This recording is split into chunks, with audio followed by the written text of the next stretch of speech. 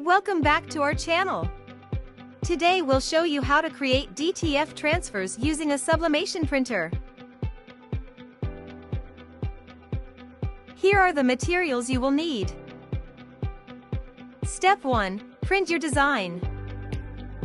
Step 2. Immediately pour in the DTF powder on your transfer film while the ink is still wet.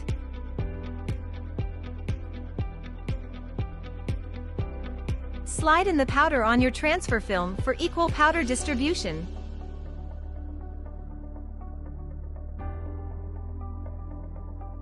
Shake off any powder residue from the transfer film.